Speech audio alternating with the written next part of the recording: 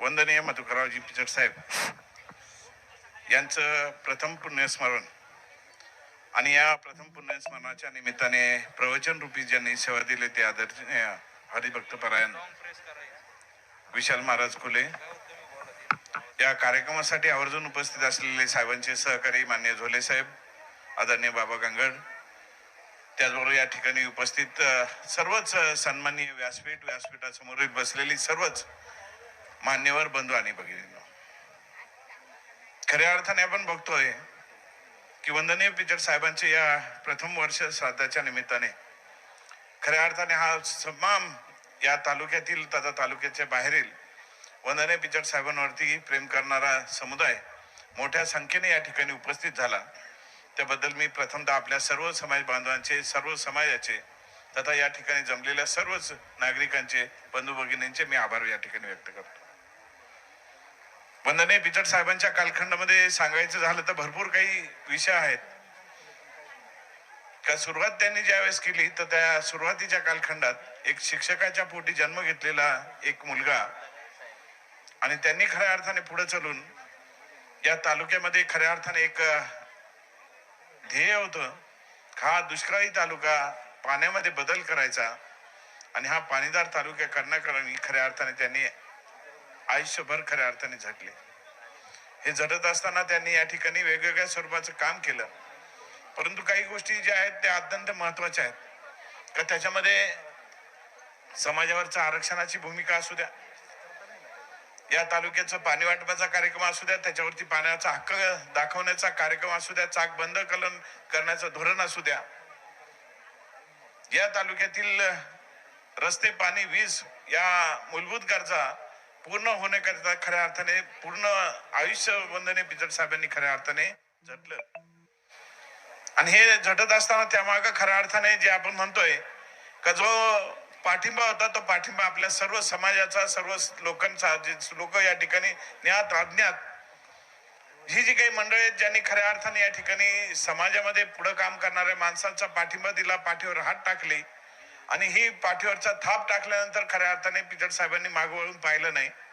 या तालुक्यातील वेगवेगळ्या गोष्टींमध्ये या ठिकाणी पुढे आले आणि पुढे येत असताना या तालुक्यातील प्रश्न समजून घेऊन सभापती ते मंत्रिपदापर्यंत या ठिकाणी कामगिरी केली आणि ही कामगिरी करत असताना आपल्या सर्वांचा पाठिंबा भेटला.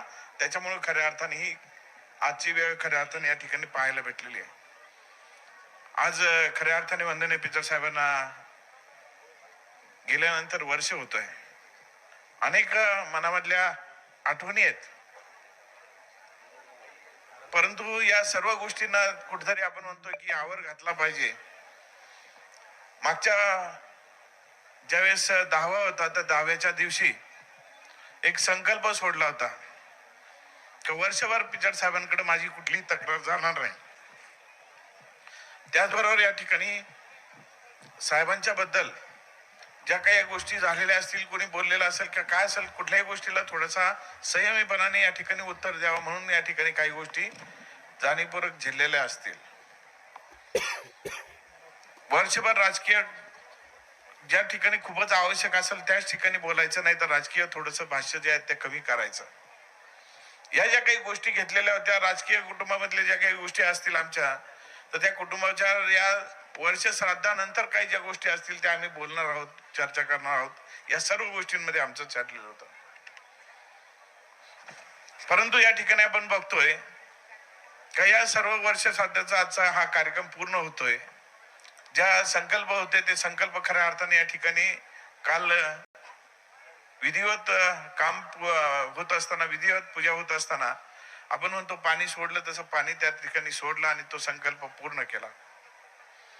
आणि हा संकल्प पूर्ण करत असताना या ठिकाणी या जनतेची जी पिचड साहेबांनी शिकवण दिलेली होती का जो समाज हा तालुका, या तालुक्यातील लोक नवे नव्हे तर या राज्यातील सर्व समाज बांधव, गोर गरीब कष्टकरी शेतकरी बांधव याला बरोबर घेऊन याच्या पाठीशी राहायची भूमिका त्यांनी सांगितलेली होती. ती भूमिका घेऊन खऱ्या अर्थाने उद्यापासून मी या ठिकाणी पुढे जाणार आहे.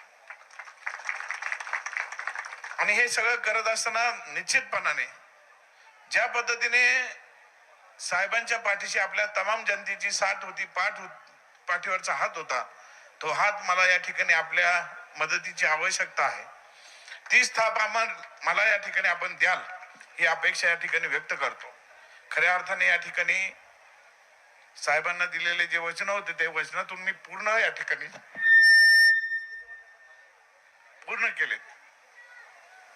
परंतु काही संकल्प आहेत या तालुक्यातील पुढे नेण्याच्या दृष्टिकोनातून, ते संकल्प खऱ्या अर्थाने या ठिकाणी पूर्ण करायचे आहेत. या कार्यक्रमाच्या निमित्ताने खऱ्या अर्थाने असंख्य बांधव खऱ्या अर्थाने आज लग्नाची तिथी होती, काल चंपाषष्ठीचा कार्यक्रम होता. अशाही सर्व याच्यातून आपण सर्वजण मोठ्या संख्येने खऱ्या अर्थाने या ठिकाणी उपस्थित झालात. मी मनापासून आपल्या सर्वांचे आभार या ठिकाणी व्यक्त करतो. वेळ झाला असेल, थोडासा विलंब झाला असेल, परंतु या विलंबाला दिलगिरी व्यक्त करतो आणि खऱ्या अर्थाने आपण सर्वजण समाज बांधव सर्वच लोक या ठिकाणी मोठ्या संख्येने उपस्थित झालात. पुन्हा एकदा आपल्या सर्वांचे मी आभार या ठिकाणी व्यक्त करतो. आणि अशीच साथ जो साहेबांवरती कृपाछत्र होती आपल्या सर्वांची, तोच आशीर्वाद मला राहावा, आमच्या कुटुंबावरती राहावा, एवढीच अपेक्षा या ठिकाणी व्यक्त करतो. आपण सर्वजण पुन्हा एकदा या कार्यक्रमासाठी आवर्जून मोठ्या संख्येने आलात, त्याबद्दल मनापासून आपल्या सर्वांचे आभार व्यक्त करतो. याच ठिकाणी थांबतो. जय हिंद, जय महाराष्ट्र. धन्यवाद.